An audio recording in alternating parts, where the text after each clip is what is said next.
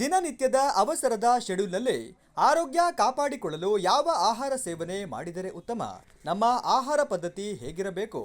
ಆರೋಗ್ಯಕರ ಜೀವನ ಶೈಲಿ ಹೇಗಿರಬೇಕು? ಪೌಷ್ಟಿಕಾಂಶಯುಕ್ತ ಹಾಗೂ ಕೊಲೆಸ್ಟ್ರಾಲ್ ಹೆಚ್ಚು ಇಲ್ಲದ ಪದಾರ್ಥಗಳ ಬಳಕೆ, ಹಸಿ ತರಕಾರಿ, ಕಾಳು, ಹಣ್ಣುಗಳ ಸೇವನೆಯಿಂದಾಗುವ ಲಾಭ ಸೇರಿ ಇನ್ನಿತರ ಉಪಯುಕ್ತ ಮಾಹಿತಿಗಳನ್ನು ಜನರಿಗೆ ತಿಳಿಸಿಕೊಡುವ ಜೊತೆಗೆ ಹೊಸ ಆಹಾರ ರುಚಿಗಳನ್ನು ಪರಿಚಯಿಸುವಲ್ಲಿ ಚಿಕ್ಕಮಗಳೂರು ನಗರದ ಸಂಜೀವಿನಿ ವಿದ್ಯಾಸಂಸ್ಥೆಯಲ್ಲಿ ಪೌಷ್ಟಿಕಾಂಶ ದಿನ ಕಾರ್ಯಕ್ರಮ ಆಯೋಜಿಸಲಾಗಿದೆ ಎಂದು ಡಾಕ್ಟರ್ ಶಿವಮೂರ್ತಿ ತಿಳಿಸಿದರು.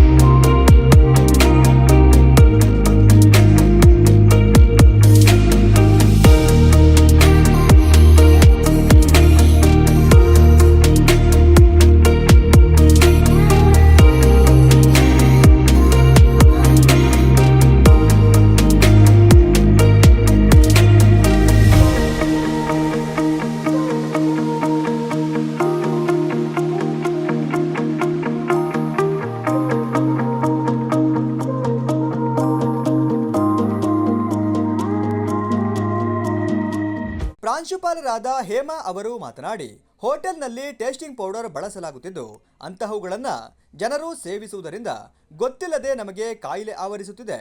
ಆದ್ದರಿಂದ ನಮ್ಮ ಸಾಂಪ್ರದಾಯಿಕ ಪೌಷ್ಟಿಕ ಆಹಾರ ಪದ್ಧತಿ ಇಂದಿನ ಮಕ್ಕಳಿಗೆ ಪರಿಚಯಿಸುವ ಕೆಲಸವಾಗಬೇಕಿದೆ. ರೋಗ ಬಾರದಂತೆ ತಡೆಯಲು ಪೌಷ್ಟಿಕ ಆಹಾರ ಸೇವನೆ ಅಗತ್ಯವಾಗಿದೆ. ಅದರಲ್ಲೂ ಸೊಪ್ಪು ತರಕಾರಿಗಳನ್ನು ಬೇಯಿಸುವಾಗ ಪಾತ್ರೆ ಮುಚ್ಚಬೇಕು, ಇಲ್ಲದೆ ಹೋದರೆ ವಿಟಮಿನ್ಗಳು ನಮ್ಮ ದೇಹಕ್ಕೆ ಸೇರುವುದಿಲ್ಲ ಎಂದರು. Because you know that doctor means they have much precious time is there, so we have to wind up within hardly 5 minutes. So the two more important things I have to express in front of you, all the parents and children, is that we should be sincere gratitude to the Sanjeevani Vidya Samstha of all the members of this institution of arranging such a wonderful program to inculcate regarding and giving the knowledge about the nutritious which we have to be implement in our daily life. As we know that. So every year is supposed to celebrate this kind of nutrition day in our school because the foundation is very important.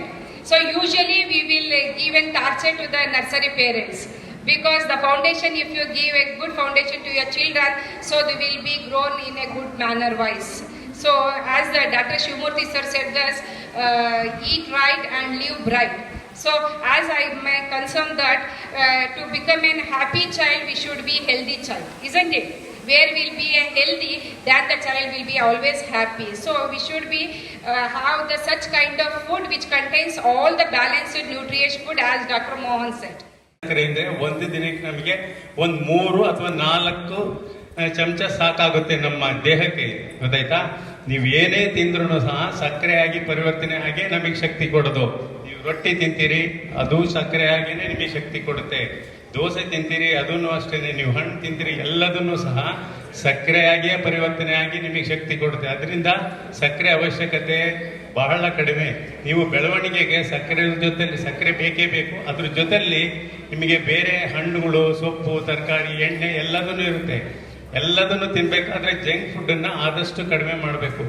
ಟಿವಿನಲ್ಲಿ ಒಂದು ಮಗು ಬಂತು, ಒಂದು advertisement ಬಂತು ಅಂದ ತಕ್ಷಣನೇ ಎಲ್ಲಿದ್ರು ಅಲ್ಲಿಗೆ ready ಆಗ್ಬಿಟ್ಟಿರ್ತಾರೆ. ಯಾವ್ದಿರುತ್ತೆ, ಯಾವ್ದಾದ್ರು ಒಂದು ಹೊಸ ಬಿಸ್ಕೆಟ್ ಬಂತು ಅಂತಂದ್ರೆ ಸಾಕು, ಅದ್ ಬೇಕೇ ಬೇಕು ಅಂತ ಹೇಳ್ತಾರೆ.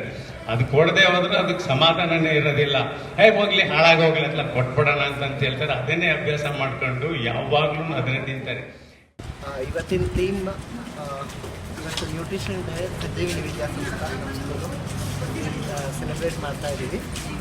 ಇವತ್ತಿನ ಥೀಮ್ ಬಂದುಬಿಟ್ಟು ಈಟ್ right, leave right, nutrition for better tomorrow. So ಇದು ನಾವು ಪೇರೆಂಟ್ಸ್ಗೆ, ಸ್ಟೂಡೆಂಟ್ಸ್ಗೆ ಎಲ್ಲ ಇವತ್ತು ಇದು ಥೀಮ್ ಆಗಿಟ್ಕೊಂಡು ಎಲ್ಲ ಅಡ್ವೈಸ್ ಮಾಡ್ತೀವಿ. ಸೊ ಮೇನ್ಲಿ ಏನು ಇದು ಮೆಸೇಜ್ ಅಂದರೆ, so encourage healthy food, discourage junk food, process food, ಮತ್ತು ನೋ ಸ್ಕ್ರೀನ್ ಟೈಮ್ನ ಮೀಲ್ ಟೈಮ್ನ ಸ್ಕ್ರೀನ್ ಟೈಮ್ ಆಗಿ ಮಾಡಬಾರ್ದು. So it's a family time ಆಗಿ ಮಾಡಬೇಕು. ಮತ್ತು encourage outdoor activity, physical activity. So ಇಷ್ಟನ್ನ ನಾವು ಎಚ್ಚೆತ್ಕೊಳ್ತೀವಿ. ಇವತ್ತು ಸಂಜೀವಿನಿ ಸ್ಕೂಲಲ್ಲಿ ನ್ಯೂಟ್ರಿಷನ್ ಡೇ ಇದೆ.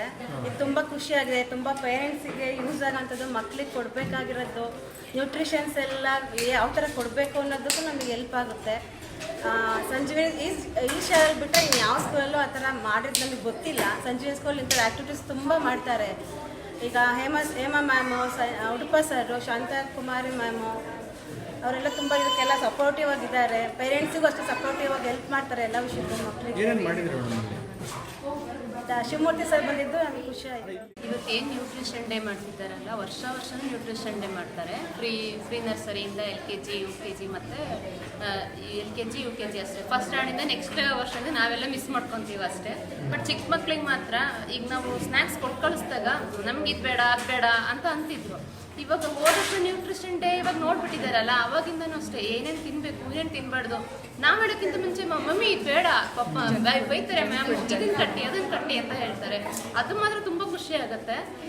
ಇವಾಗ ನಾವು ಮನೇಲಿ ಹೇಳೋದೇ ಬೇಡ, ಮಮ್ಮಿ ನಾ ಇದು ತಿಂತೀನಿ ಅದು ತಿಂತೀನಿ, ಆ ಥರ ತುಂಬ ಹೆಲ್ಪ್ ಆಗ್ತಿದೆ ನ್ಯೂಟ್ರಿಷನ್ ಡೇ. ಆಮೇಲೆ ಇದೊಂದೇ ಪ್ರೋಗ್ರಾಮ್ ಅಂತಲ್ಲ, ಪ್ರತಿಯೊಂದು ತಿಂಗಳಲ್ಲೂ ಒಂದೊಂದು ಪ್ರೋಗ್ರಾಮ್ ಇರುತ್ತೆ. ಎಲ್ಲದಕ್ಕೂ ಅಟೆಂಡ್ ಮಾಡ್ತೀವಿ.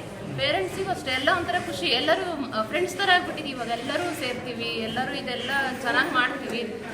ನ್ಯೂಟ್ರಿಷನ್ ಡೇ ಎಲ್ಲ ಚೆನ್ನಾಗಿದೆ. ಮತ್ತು ನನ್ನ ಮಗ ಇದೇ ಸಂಜೀವಿನಿ ಸ್ಕೂಲಲ್ಲಿ ಓದ್ತಾ ಇರೋದು. ಪ್ರತಿ ವರ್ಷವೂ ನಾನು 3 ವರ್ಷದಿಂದನೂ ಇದೇ ನ್ಯೂಟ್ರಿಷನ್ ಡೇ ಮಾಡ್ತಾಯಿದ್ದಾರೆ. ಪ್ರತಿ ವರ್ಷ ನಾನು ಪಾರ್ಟಿಸಿಪೇಟ್ ಮಾಡಿದ್ದೀನಿ. ಇಲ್ಲಿ ಪ್ರತಿಯೊಂದು ಎಲ್ಲ ಏನೇನು ಫ್ರೂಟ್ಸು, ವೆಜಿಟೇಬಲ್ಸು ಮತ್ತು ಡ್ರೈ ಫ್ರೂಟ್ಸು ಎಲ್ಲ ಥರ ನ್ಯೂಟ್ರಿಷಸ್ ಫುಡ್ಗಳನ್ನ ಸೇರಿಸಿ ಒಂಥರ ಕ್ರಿಯೇಟಿವ್ ಆಗಿ ಎಲ್ಲ ಥರನೂ ಫುಡ್ಡು ಮಾಡ್ಕೊಂಡು ಬಂದಿದ್ದೀವಿ. ಮಕ್ಕಳು ಈ ಥರ ನಾರ್ಮಲಾಗಿ ಕೊಡೋಕ್ಕಿಂತ ಈ ಥರ ಕ್ರಿಯೇಟಿವ್ ಆಗಿ ಮಾಡಿ ತೋರಿಸಿದ್ರೆ ಅವರಾಗೆ ಕೇಳಿ ಇಷ್ಟಪಟ್ಟು ತಿಂತಾರೆ. ಜಂಕ್ ಫುಡ್ ಬೇಡ ಅಂತ ಹೇಳ್ತಾರೆ. ಸಂಜೀವಿನಿ ವಿದ್ಯಾಸಂಸ್ಥೆ ಬಂದ್ಬಿಟ್ಟು ನ್ಯೂಟ್ರಿಷನ್ ಡೇ ಮಾಡ್ತಾ ಇದ್ದಾರೆ. ಇದರಲ್ಲಿ ಪ್ರತಿಯೊಬ್ಬರು ಪೋಷಕರು ಸಹ ಪ್ರತಿಯೊಂದು ವಿಭಿನ್ನವಾದಂತಹ ಒಂದು ತಿನಿಸುಗಳನ್ನು ಮಾಡ್ಕೊಂಬಂದಿದ್ದಾರೆ. ತುಂಬ ಅದ್ಭುತವಾಗಿದೆ. ಈ ರೀತಿ ಮಾಡೋದ್ರಿಂದ ಪೋಷಕರಿಗಾಗಲಿ ಮಕ್ಕಳಿಗಾಗಲಿ ತುಂಬ ಒಂದು ಮೈಂಡಿಗೆ ತಗಲುತ್ತೆ. ಏನಪ್ಪ ನಾವು ಏನು ತಿನ್ನಬೇಕು ಏನು ತಿನ್ನಬಾರ್ದು ಅಂತಂದು ತಿಳಿಸ್ಕೊಡುತ್ತೆ. ಅದರಿಂದ ತುಂಬ ಒಂದು ಅದ್ಭುತವಾಗಿದೆ. ಕಾರ್ಯಕ್ರಮದಲ್ಲಿ ಡಾಕ್ಟರ್ ಮೋಹನ್, ಸಂಸ್ಥೆಯ ಪ್ರಧಾನ ಕಾರ್ಯದರ್ಶಿ ಉಡುಪ ಉಪಸ್ಥಿತರಿದ್ದರು.